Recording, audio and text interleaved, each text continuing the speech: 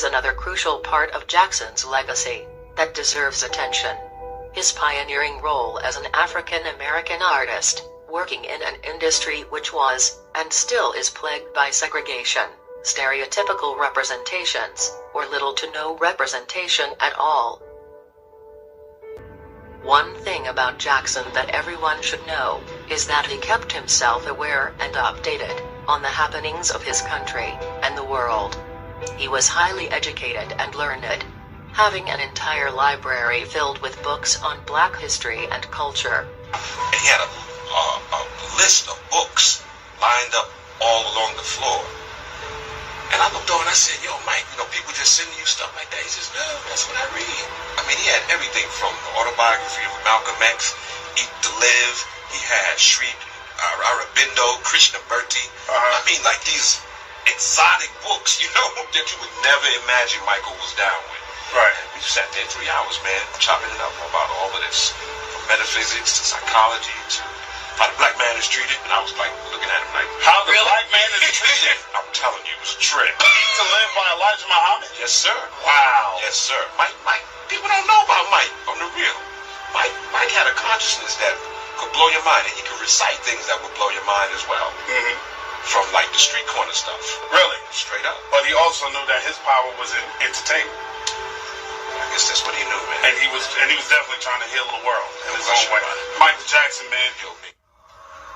He wasn't merely an entertainer. He was an activist.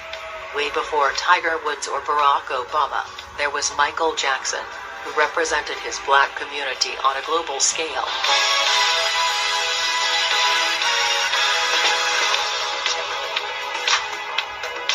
His music videos are the prime reason MTV is a popular name. Billie Jean was the first video by a Black artist to be played on the channel on heavy rotation. When MTV was on the verge of being shut down, it was Michael's 3 music videos that MTV had their first quarterly profit. Ironically, MTV was rescued by an artist of color that was banned from their channel. And not just that, they even renamed the Video Vanguard Award after him, as the Michael Jackson Video Vanguard Award, for his revolutionary contributions to the world of music. The popularity of Michael Jackson's videos helped bring MTV to fame. Jackson's success at that time rescued the music industry out of its late 1970s recession and revolutionized it by initiating a marketing focus on blockbuster albums and video presentation. In 1993, he performed at the Super Bowl halftime show, which forever changed the prospect of the halftime shows. Jackson's halftime performance increased the TV ratings by a significant amount, and has been claimed to be one of the most watched events in American television history.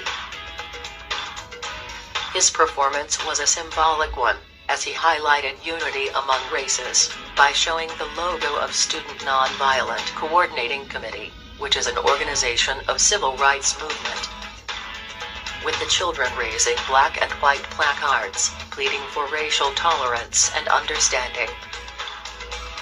Jackson's main aim was to use the platform for imparting the message of equality, humanity, and child rights. In 1995, the historic Million Man March was organized in the United States of America, Washington, where African Americans gathered to demonstrate their unity and power. Jackson donated $100,000 to the event, which was revealed only after his untimely death. Remember the Time short film was conceived by Michael Jackson himself, after his friends at Hollywood refused to make a movie, which celebrates the greatness of the Black community. He then decided to make it himself. This short film had an entire Black cast, featuring some of the most prominent Black luminaries, Magic Johnson, Eddie Murphy, and Iman. The video is set in ancient Egypt.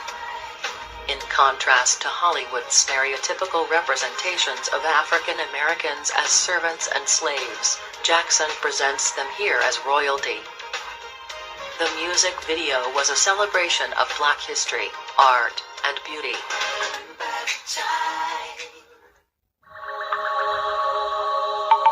Michael Jackson also didn't shy away from glorifying the beauty and allure of black women, which can easily be drawn from his songs like Liberian Girl, In the Closet, and You Rock My World. When no one was talking about black women, Michael not only glorified them, but also casted them as his love interest in his short films. While many claim that he became oblivious of his roots, he came back stronger every time, proving that he wasn't. He wasn't just the king of pop, but also a real-life king, literally, when he was crowned the king of Ivory Coast in Africa. He never betrayed his roots.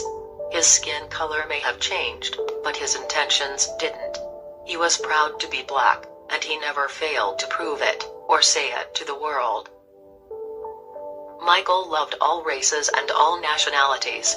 His empathetic nature, and his frequent deliberations with other cultures, and personalities of varying cultures, expanded his horizons, and his love for humankind as a whole. That was his message, and anything other than that is a lie.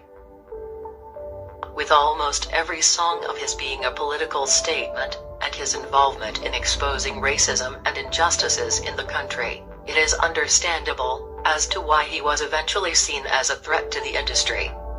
When in today's times, artists refrain from expressing their political stance, which may jeopardize their reputations and careers, any political statement is going to have a backlash, and a price will be paid. It was Michael Jackson, who was never afraid to put himself out there for the truth as he saw it. We could always count on Jackson to represent our voices. His adult catalog is a trove of social activism, starvation, AIDS, war, gang violence, racial relations, communal tensions, and the tortured environment. It was Jackson who put on concerts for war-torn Sarajevo. It was Jackson who put together a group charity song and concert after 9/11. It was Jackson who used every ounce of his global celebrity and fortune to make a difference. He was there. When nobody was there, he was there. This is exactly why we call